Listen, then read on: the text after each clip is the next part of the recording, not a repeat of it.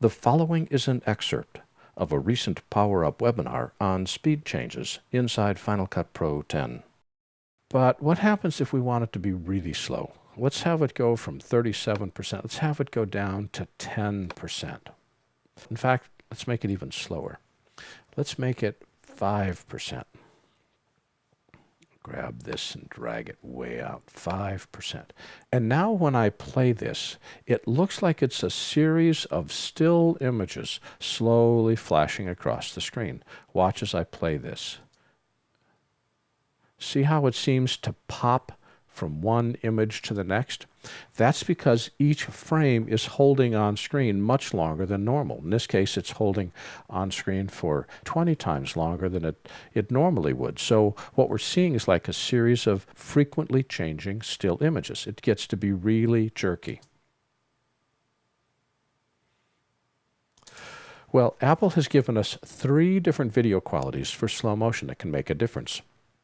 When you select the clip and go to the Retime menu and go down to video quality, its default setting is normal, which means each individual frame plays standalone, and for speeds greater than about 25%, normal is going to be fine. But as your speed gets to, say, 30% down to about 15%, changing this to frame blending is going to improve things. What frame blending does is it does a small dissolve as we transition from one frame to the next, which gives us a blending look and makes the frames smooth out.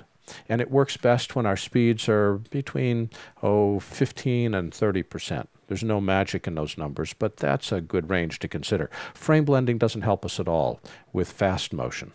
Watch this. Notice now there's a dissolve that occurs as I move from one frame to the next.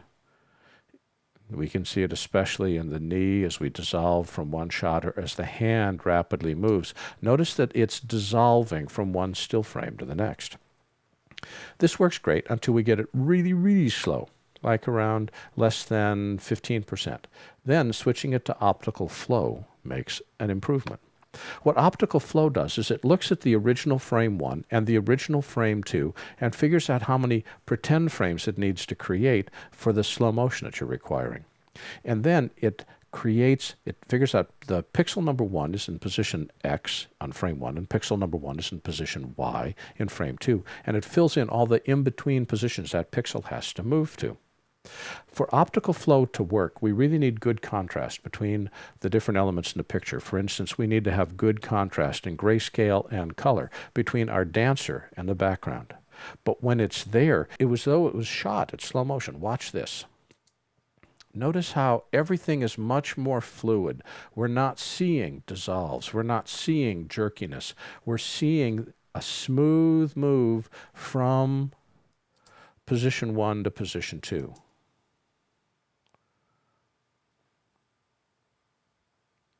Optical Flow is really designed for speeds that are slower than about 15%, and it's creating imaginary frames that are moving the pixel in increments between original frame 1, say, and original frame 2. This has been an excerpt from our recent webinar on speed changes inside Final Cut 10. For the complete webinar, please visit our store at larryjordan.biz/store.